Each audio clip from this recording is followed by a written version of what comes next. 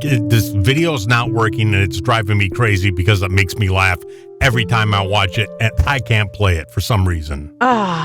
What is it? This woman wakes up after having her tonsils removed. Mm-hmm. She's Asian. Mm-hmm. And 10 days later, she woke up speaking in an Irish accent.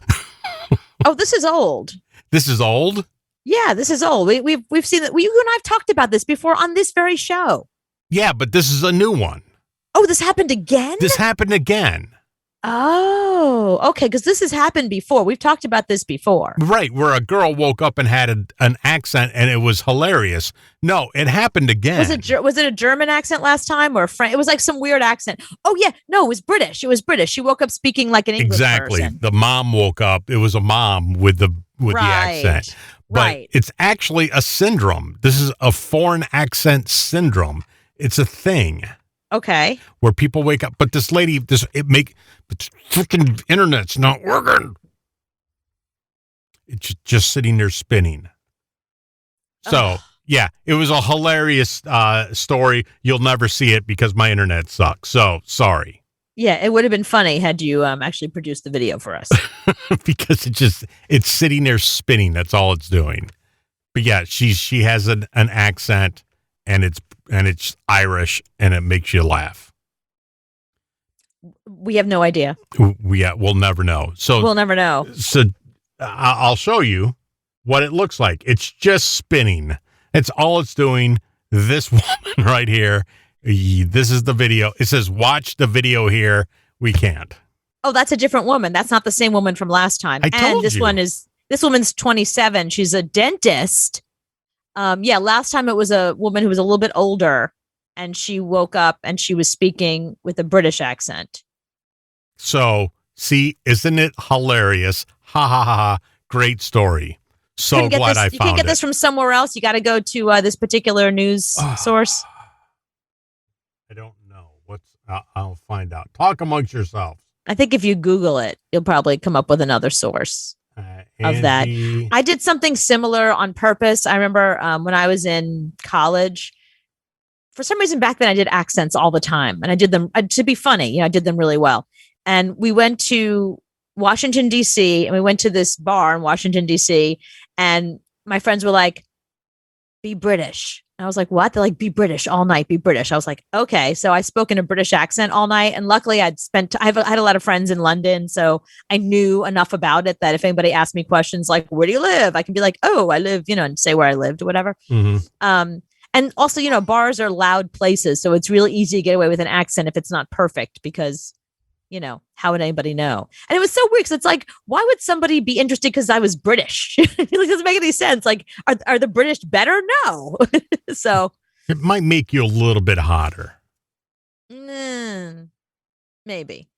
Okay, so this lady had her tonsils removed, woke up, and now she has an Irish accent. You found her on TikTok. Hi, smart. I'm making this video to document the second day of something that's happened to me yesterday. That was very weird. I woke up with an Irish accent, and I've never been to Ireland before. Ireland. I spent the whole day yesterday freaking out about why this is happening to me, and I went to the hospital, and I also called my specialist and asked them why this is happening, and they couldn't provide any answers. They just told me to she's got a very good Irish accent. It's a hard one to do. After my tonsil surgery last Monday, about 9 to 10 days ago, and at this stage, I don't think it's going to get better because this morning I woke up with an Aussie accent and I was so happy. I called one of my best friends and I told her that I have my accent back, but during that phone call in the space of about 5 to 10 minutes. I gotta say, of all the accents to do, Irish is really hard to do. That's a tough one. And she's chosen Southern Irish from the south of Ireland rather than the north, because Northern Irish is very different. See. That's more like Liam Neeson. So I gotta say, it's authentic. That's pretty good. I spent enough time in Ireland to tell you she nailed it. No, that is just sad because you've dated so many Irish guys that you know the difference between Northern and Southern Ireland. I dated a lot in the UK. I did a lot. There was a couple of years that I just, I was done with American men. I spent a lot of time dating British men, Irish men of North and South. I got to tell you, Northern Irish men, the best. But at some point, okay, it's cute for the first week, but 7-8 days into it, do you say, I wish she didn't have an accent? Well, that's just what she sounds like now. I'm saying the guys you dated. Where you're like, stop it with the accent. Stop it with the stupid accent. Talk normal. No, I thought it was really sexy. I like an Irish accent. So it didn't drive you crazy 8 days into it. No, one of them ended up moving in with me. I was with him almost 2 years. So it took 2 years to get sick of the accent. No, that was the one. Don't you remember this story? So I had this is a great story, actually. I had this boyfriend who I met. I was with a bunch of girls. We went to Belfast. Eddie Izzard was doing a show in Belfast, and we wanted to see it there because we thought, like, how authentic, So we went to Dublin to see Eddie Izzard, which is the most random thing in the world. But we spent the whole weekend there. We saw 2 shows. We had the best time. And at the Eddie Izzard show, there was a guy behind us who was like just chatting with us, and he was super cute. And he and I, we like exchanged information, and we just stayed in touch. And he came to visit me in New York, and we just like hit it off. And then I went to visit him in Belfast. And then we started going back and forth between Belfast and New York. Did you get on a plane and go all the way there? Yeah. Just to see him? Mm-hmm. I tell you, I had a friend who worked for Aer Lingus, and she used to fly. It's Aer Lingus, so don't even. Because she worked there, she got first class tickets. So she would get me a first class ticket, and I would fly on the flight that she'd be on. She was like on the head Lingus. flight attendant. Yeah. You'd be on Aer Lingus. I'd be on Aer Lingus. Yeah. With her. First class Aer Lingus. First class Aer Lingus. One of the women that ran Aer Lingus. So, So anyway, so she'd be on the flight with me. We would go back and forth together. To Aer Lingus? To Aer Lingus. Okay. Together in first class. Yes. So eventually, Paul was his name. We decided that it was, going back and forth was too much. He's like, that's it. I'm moving to New York. And I was like, yeah, right. And one day my doorbell rang, and there he was with a suitcase. He's like, I live here now. I was like, where are you staying? He was like, well, hopefully with you until I find a place. He had all of these friends that lived downtown on 3rd Street.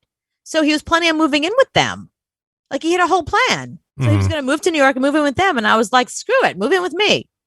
And he did. And then September 11th happened. And we flew, we went to, I lost a bunch of friends. I didn't want to be in New York anymore. I went to Belfast with him right after September 11th. We stayed there for a month. And on the way back in Dublin Airport, they took his passport and they wouldn't let him back in. And I never saw him again. Why did they take the passport? Because what he would do was, it was kind of clever. So when you're from the north of Ireland, when you're from Belfast, you get an Irish passport and an English passport, because Belfast is part of England. The north of Ireland's part of England. So he had dual citizenship. Mm-hmm. He had family in England, and he also was from Belfast. So when you come to New York, they only allow you to stay 3 months on a passport. So he would use both passports so he can come and stay 6 months. Yeah. So, prior to 9/11, that was just something cute that people from Europe did to stay here longer. After 9/11, that's called passport fraud. Mm-hmm. So they caught him as he was going back, because they can see what was stamped and what wasn't stamped. So it didn't make sense that he was going back on a different passport. Well, can't you go to the authorities and ask for a extended stay? No, we were in Ireland, and they wouldn't let him back into the United States. So they said, unless you guys get married, he's not coming back to the United States. And you went, Oh, no, I'm not marrying him. So you didn't even talk to him anymore on the phone, anything? We emailed. Oh, really? I mean, I had to send him his stuff back because he left all of his stuff. So I hadn't spoken to him in a long time. Once in a while, he'll like ping me on Facebook or whatever. He actually called me last week. I haven't spoken to him in all this time. And he called me out of the blue. And he was just like, hey, thinking about you. What's going on? How you doing? Like, I can't do the accent at all. And even that was more like something. Queens. Was it a 3:00 in the morning text of you up? No. He emailed me and said, "When are you going to be around?" We made a plan to talk on the phone because we haven't spoken in all these years. So we just, we caught up. It was nice to hear his Irish accent. Mm-hmm. And no, he's a great guy. I just was never in love with him, so I didn't want to marry him. But going back and forth on Aer Lingus, I mean, I wouldn't have done it if I didn't have the Aer Lingus friend. If I didn't have a girl and Aer Lingus in first class, yeah, in first class. But when he showed up, were you dating anybody in the States? Lucky for him, I wasn't. So there wasn't anybody in your apartment at that time, or no. Okay. He was lucky that he was sort of literally the only game in town at the time. Yeah, because I can imagine, him being over there and you being over here. No, I'm not dating anybody. But the entire time he was living with me, we kept saying, okay, so you'll stay here till the end of the month and then you'll move down to 3rd Street. Like that was always the plan. And then something would come up and I would be like, well, you just stay another month because he was paying half my rent. So I was like, that's awesome. Mm-hmm. So because I was in school at the time, I was in grad school. I didn't have any money, so it was great having him pay half my bills. And did he have a job? Yeah, he got a job because all of his Irish friends, they owned a bar. They gave him a job at this bar like immediately. And then he was an actor and a musician. He got a job with an acting company and as a saxophone player at like this jazz club. Like he came here, he had like 3 jobs in no time. He was working immediately. Oh, it was it was crazy. Yeah, I was in school. I wasn't working. I was like, I was doing radio, but that was it. That's not really work. I can imagine you being at the airport and saying, no, you can go, but no, you have to stay here. It was pretty shocking. I mean, I flew back by myself and I was still in shock on the plane at what had just happened. Were you on Aer Lingus by yourself? Yes, I was on Aer Lingus by myself at the time. Yeah, it was weird. It was not at all what the plan was. But, it was funny because the whole way back, it was like the shock of what happened was there. Like, I can't believe what just happened. I'm going back to the United States by myself. Like, who's going to take my luggage and who's going to hail a cab? But I guess I can handle that. But then the whole way back, I was like, I don't love him. He's a great guy. We had so much fun together and he was awesome, but I wasn't like in love with him. So I was kind of like, maybe the universe had a better plan. Maybe it's okay. It's a long flight to make up your mind. So yeah, it was a lot of hours. It was a lot of hours to sit there and think about it. Yeah. Because and also the only movie that they were playing was like some rock star. Was the movie that was on the Marky Mark. Oh, how lucky. Jennifer Aniston movie. Oh God, that's the worst movie on the planet. It's the greatest movie. What are you talking about? I would have been so happy. Can you play it again? I sat there looking out the window at clouds. I was like, this is better than that movie. Oh, how great is that? No, the only time I was on a plane where they had a movie because now I don't even think they play movies because you got your phone. Own, yeah. It was that Frozen. They played Frozen because there's no way I would have watched Frozen unless it was on the airplane. It's not one of those movies because my kids were kind of too old for Frozen when it came out. So I didn't catch the hype. I didn't know anything about it, but I watched it on the airplane. It wasn't playing 24/7 at your house. No, the Cars was, but not Frozen. So I'm like, hey, I remember when the plane landed, I told somebody, it's a pretty damn good movie. But now, you don't have to, everything's on your phone. And oh, David said the head flight attendant on Aer Lingus. That's pretty funny. Yeah, it's pretty accurate. I mean, I feel like that's my new criteria. How bad is the movie? I wouldn't even watch it on a plane. Like when you're a captive audience, you have nothing else to do. Mm-hmm. I would literally sit there and just read the Sky Mall catalog over, then watch, blank movie. Like, Rockstar, which you should have watched. For me, it was Rockstar. I was like, I would rather sit here and just stare out the window for 6 hours. But I have bought maybe 10 movies my whole life on DVD. That is one of them.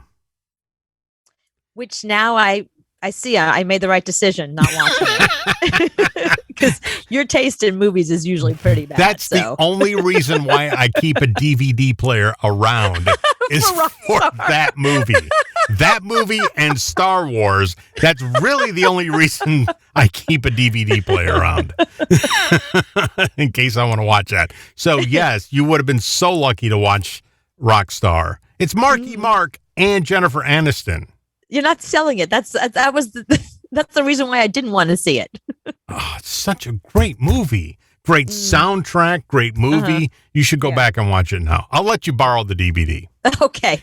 You have to send the DVD player as well because I don't have one because it's 2021.